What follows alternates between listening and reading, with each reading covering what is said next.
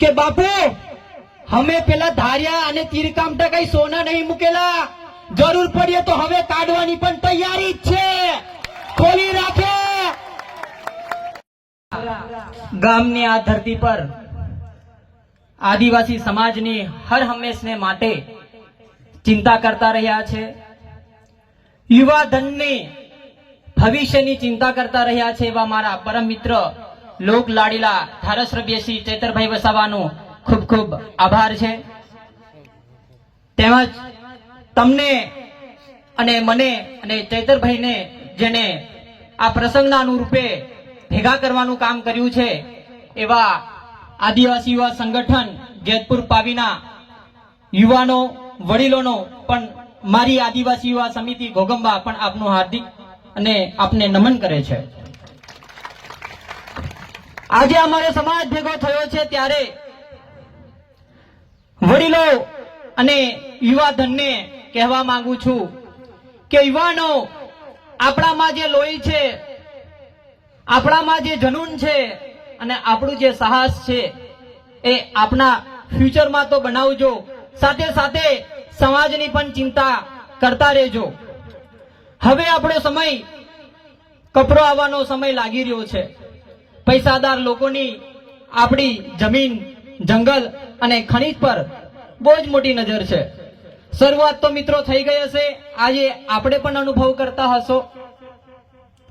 એ લડાઈની અંદર મારે દરેક નેતાઓ, સંગઠનો, સમાજના યુવાનો, બહેનો અને વડીલોને એક અપીલ છે કે રાજનીતિના બેનરો ઉતાર દેજો, સંગઠનની વિચારધારાઓ સાઈડ પર મૂકી દેજો। જ્યારે સમાજની વાત આવે ત્યારે એક થઈને લડવા માટે, જ્યારે ચૈતરભાઈ વસાવા જેવા યુવા લડતા હોય તેને સાથ સહકાર આપવાની જરૂર છે। બધાએ ચૈતરભાઈ બનાવવાની જરૂર નહીં। દરેકના મનમાં એવું થઈ ગયું હા આજે મોટિવેશનલ વિડીયો જોઈ એટલે આજે કંઈક નવું કરી લઈશ। મોબાઈલ જોવાથી કે પિક્ચર જોવાથી કે આપણું ભવિષ્ય નક્કી થતું નથી મિત્રો। એને આપણામાં અંદર જે ફ્યુચરની જે જનૂનાઈ, જે સહન શક્તિ રહેલી છે એને કાઢવાની જરૂર છે। આજે ડોક્ટર થઈને આ મંચ પર આવવાની એટલા માટે ઈચ્છા થાય છે, એક આદિવાસી હોવાનું એક ગર્વ છે। આદિવાસી સમાજના અને આદિવાસીના દાખલા પરથી હું આજે ડોક્ટર બન્યો છું। એનું માન, એનો તાજ લઈને મારા સમાજ માટે બોલી રહ્યો છું। કોઈકને ક્યાંક એવું હોય, ઘણા મિત્રો આયા હશે કે બે વિડીયો ઉતારતો લાવજે ક્યાં કોણ કોણ આવ્યું છે એમ। ભાઈ આજે મારો સમાજ ઉભો છે, મારા સમાજની બહેનો છે, મારા સમાજના વડીલો છે, મારા સમાજનું યુવા ધન છે, એના માટે આવ્યો છું। મારે કોઈ રાજનીતિના બેનર લેવાના, મારા આદિવાસી યુવા સમિતિને કોઈ ચૂંટણી લડાવવા માટે નથી આગળ આવેલા।